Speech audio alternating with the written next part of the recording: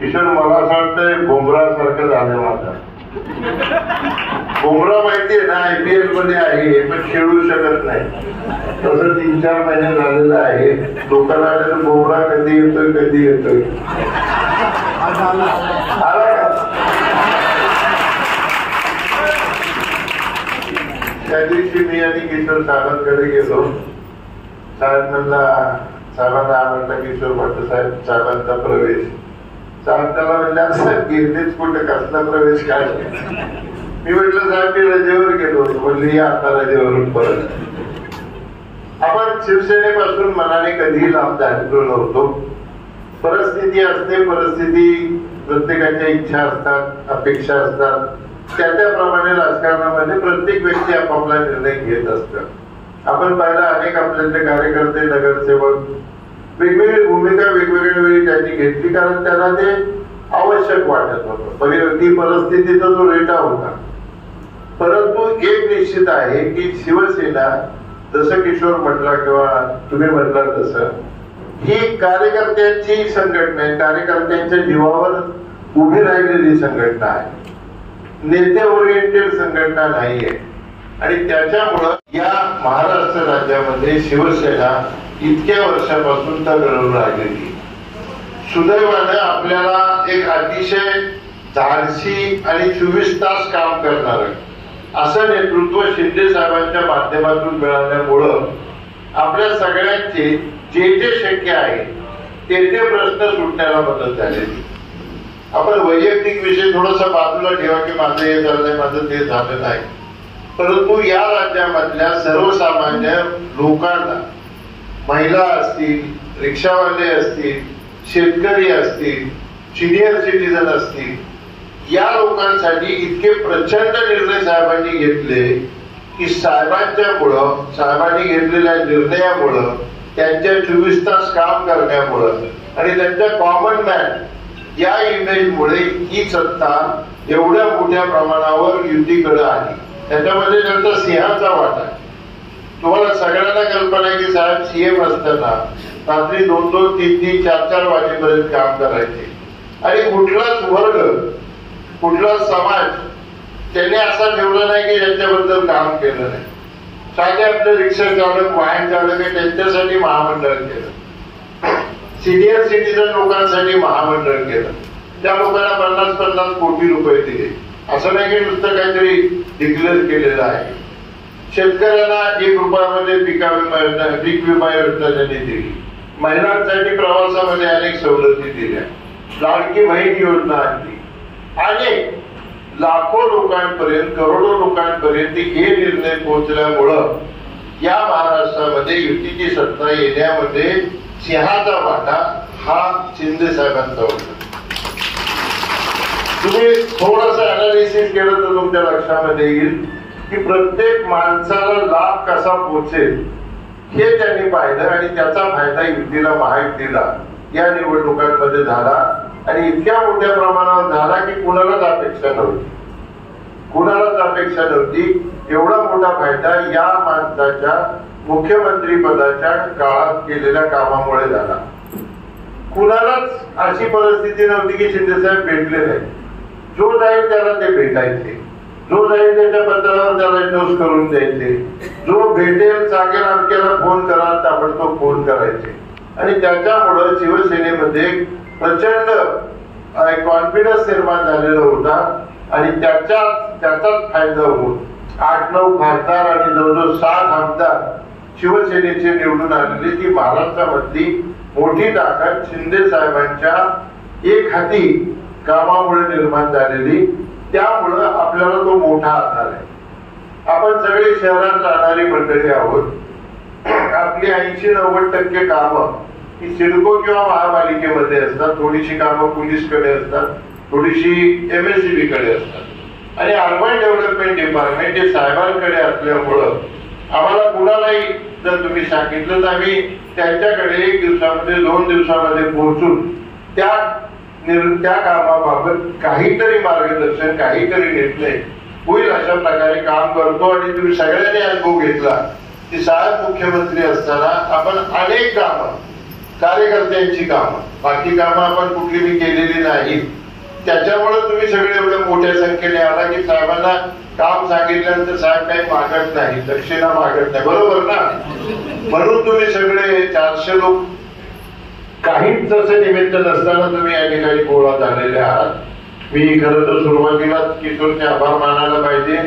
अतिशय चांगल्या पद्धतीचं नियोजन या ठिकाणी तुम्ही केलं आणि हातखंडच होतं त्याच्यात.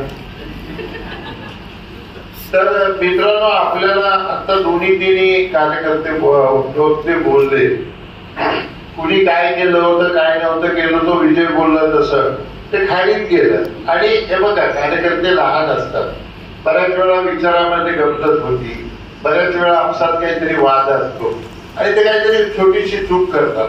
पण ती चूक रहित धरून माझ्या डोक्यामध्ये ते राहतं असं कुणी मनामध्ये आणू नका, कुणीच आणू नका. कित्येक लोकांनी मोठ्या मोठ्या चुका केलेल्या आहेत, पण तू बोलला तसं मला राग येतच नाही, कारण त्यावेळी त्या माणसाला ते फायद्याचं वाटत असतं आणि म्हणून त्याने तो निर्णय घेतलेला असतो. आणि कुठलाही आपला वैयक्तिक त्याच्यामध्ये रागणूक नसतो. आता मला वाटलं उभं राहायचं, मी निर्णय घेतला, तसं त्याला काही त्या कार्यकर्त्याला वाटत असेल, त्यांनी काही केलं असेल, ते काही फार मोठी गोष्ट नसते. त्यामुळे कुणी डोक्यामध्ये आणू नका की आमच्या गटाचा तमक्या गटाचा. आणि याच्या पुढे लक्षात ठेवा की महापालिकेची निवडणूक तुम्ही समजता तेवढी सोपी नाही.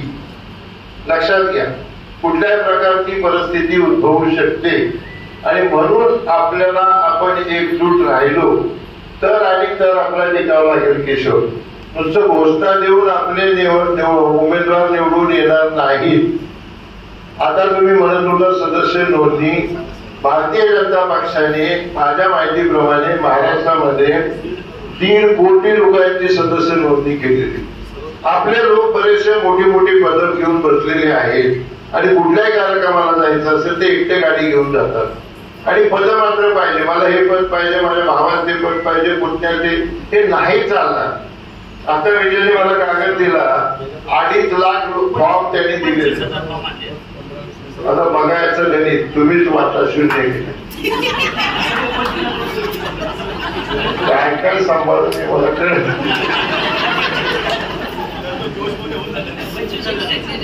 मारेल तुला, 2,50,000 दिलं.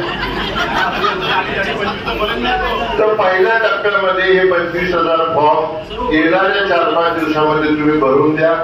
उपजिल्हा प्रमुखांकडे दिलेले आहेत. उपजिल्हा प्रमुखांची जबाबदारी आहे आणि किशोरनी सांगितलं, माझी अजून तितकी सविस्तर साहेबांची चर्चा झालेली नाही, परंतु किशोरनी सांगितलं तसं जर नवीन पद पूर्वीची बरखास्त करून जे काही करायचं असेल त्यावेळी 100% ज्यांनी काम केलेलं त्याला ते पद दिलं जाईल, हे लक्षात ठेवा.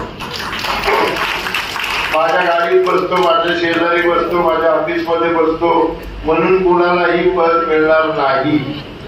आणि दुसरे हात जोडून विनंती, आपण जसं शिवसेना भावनेवर चालणारी एक संघटना आहे, आपण भावनात्मक दृष्ट्या अतिशय तीव्र आहोत, तशीच आपल्यामध्ये मोठा दुर्गुण असा आहे की 2-3 कार्यकर्ते जमले की जो गैरहजर आहे तो कार्यकर्ता कसा वाईट आहे, तो कसा बेकार आहे, त्यांनी कशी संघटना खड्ड्यात घातली, एवढी चर्चा तुम्ही करता. ते बंद करा. हे मी पहिल्या दिवसापासून तुम्हाला सांगतो. गॉसिपिंग बंद करा, गॉसिपिंग बंद करा, दुसऱ्याला नावं ठेवणं बंद करा, कारण त्याच्याने तुमची उंची वाढणार नाही. जो तुमच्या बरोबर बसलेला आहे तो समोरच्याला जाऊन सांगतो तुला त्याने अशा शिव्या दिल्या आणि त्याच्यामुळे जनमानसामध्ये तुमची प्रतिमा तयार होणार नाही. तुम्ही काम केलं, तुम्ही लोकांना मदत केली, तुम्ही लोकांची कामं आमच्याकडे घेऊन आलात, लोकांना रिलीफ देण्याचा प्रयत्न केला. कुणाचं ऍडमिशन असेल, कुणाचं डॉक्टरचं काम असेल, कुणाचं पोलीस स्टेशनचं काम असेल, कुणाचं प्रमोशनचं काम असेल, कुणाचं नोकरी लावण्याचं काम असेल, अनेक प्रकारची कामं आम्ही रोज करतो. तर ती कामं लोकांची केली तर आयुष्यभर लोक तुम्हाला विसरत नाही.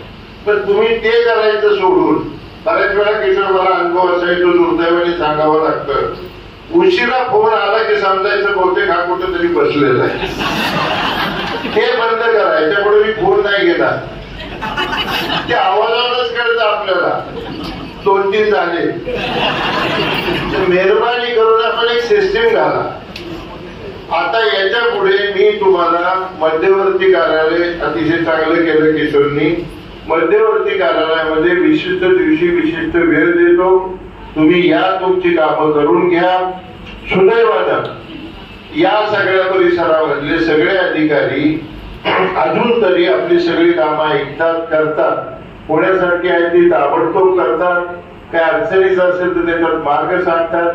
आणि अगदीच होणार नसेल तर साहेब ही अडचण आहे, दुसरं तुम्ही कुठलंही काम सांगा अशा प्रकारे सांगतात. आणि तो मोठा फायदा जो आपल्याला आहे, ते सगळे बरोबर काम केलेले किंवा हातखाली काम केलेले अधिकारी आहेत त्यांचा उपयोग आपल्याला होतो. बरोबर आहे ना ताई? कित्येक नगरसेवक आमच्या बेलापूर मतदारसंघामध्ये आपले असे आहेत की ज्यांना आम्ही विचारतो आता काय काम राहिले तुझं, तर तो काहीच नाही साहेब, सगळी कामं आहेत. इतकी कामं आपण त्या खूप वाढ असेल की आता कामच नाही काढायला. इतकी कामं आपण केलेली आहेत. आणि आता थोडं आक्रमकपणे काम करून आपल्या कार्यकर्त्यांची आर्थिक क्षमता वाढवणं, आपल्या कार्यकर्त्यांची समाजामध्ये इमेज तयार करणं, एवढं आपल्याला पुढच्या 5-6 महिन्यामध्ये करावं लागणार आहे.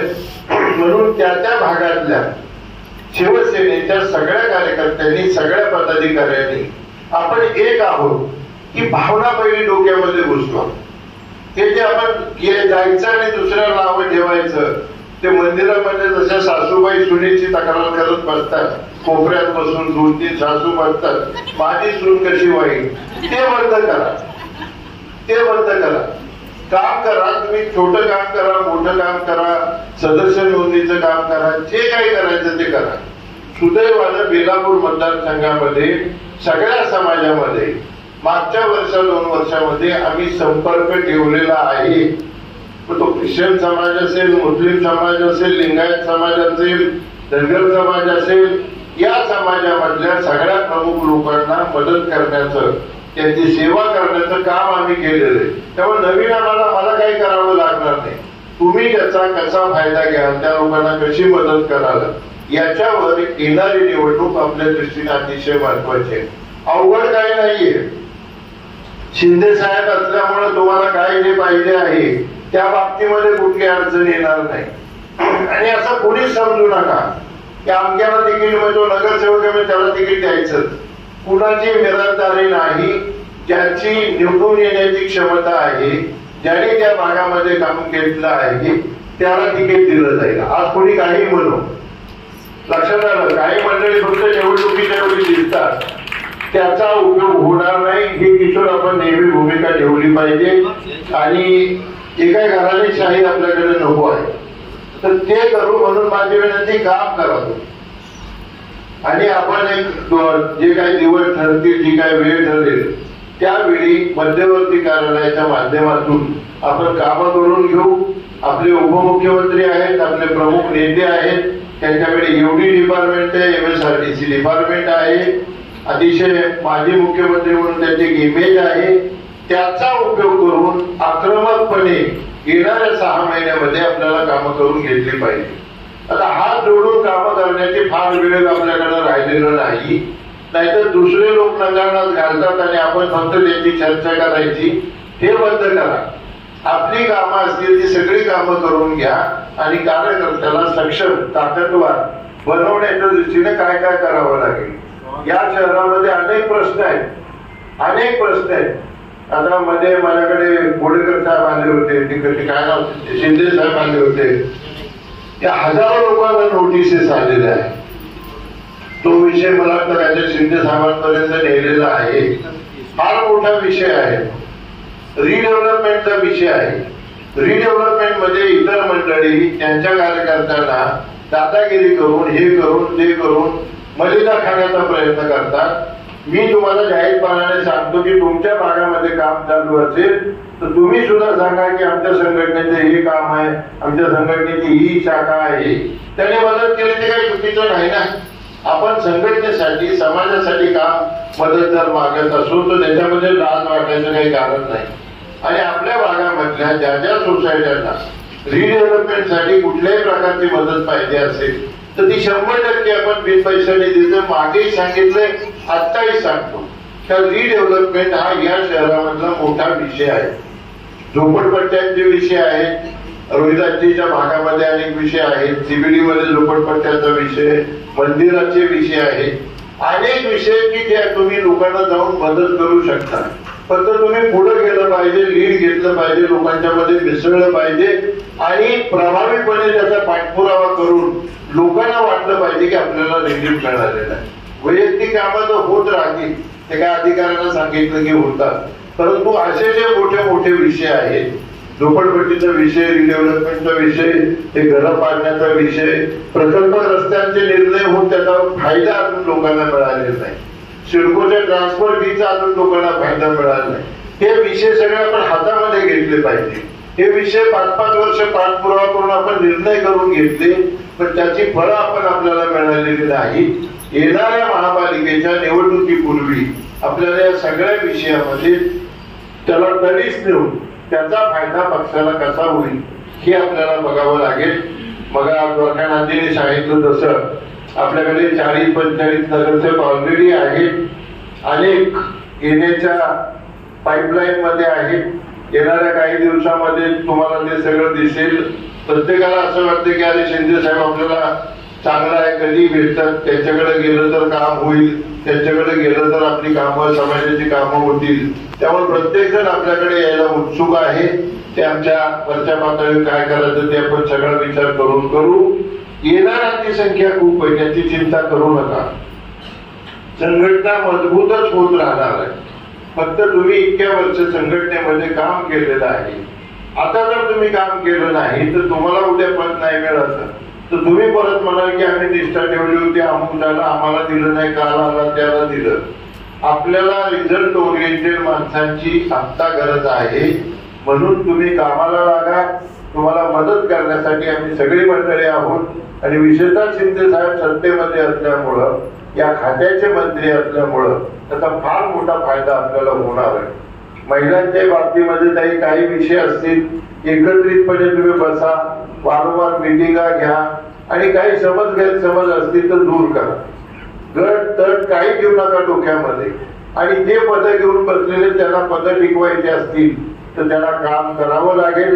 नाहीतर कुठल्याही दिवशी तुमच्या डोक्यावर तलवार पडेल हे मी तुम्हाला स्पष्टपणाने सांगतो. कारण शिंदे साहेबांनी असं ठरवलेलं आहे की आता जी काय मजबूती द्यायची आहे ती सगळी सिस्टीम मध्ये बसवून द्यायची, माणूस बघून नाही द्यायची. सगळी माणसं जी काय नेमायची आहेत ती केपेबल माणसं पाहिजे, संघटनेसाठी काम करणारी माणसं पाहिजे. म्हणून याच्या पुढे तुम्ही काम केलं तर निश्चितपणाने तुम्हाला फळ मिळेल. कुठली तरी चमचेगिरी करून काहीतरी करून आता याच्या पुढे पद किंवा काही कामं होणार नाही, लक्षात ठेवा. आम्ही आलं की तुम्हाला विचारू, तुम्ही काम सांगण्यापूर्वीच आम्ही तुम्हाला विचारू किती फॉर्म भरलेले, काय कामं केली, काय अडचणी आहेत. कारण इतके दिवस काय होत होतं, तुम्ही यायचं आम्ही कामं करायचो, तुम्ही यायचं आम्ही कामं करायचो, तेव्हा तुम्हाला आमची किंमत वाटेल ना त्या कामाची किंमत वाटेल. जर तुम्हाला संघटना मजबूत करायची असेल तर आम्ही तुम्हाला क्वेश्चन करणार की तुम्ही संघटनेसाठी काय केलं, तुम्ही संघटनेसाठी काय केलं.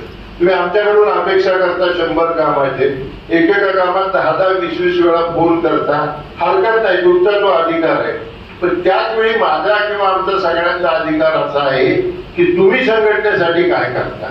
का फक्त स्वतःची घरं कोणी भरत असेल तर तेही आम्हाला मान्य नाही.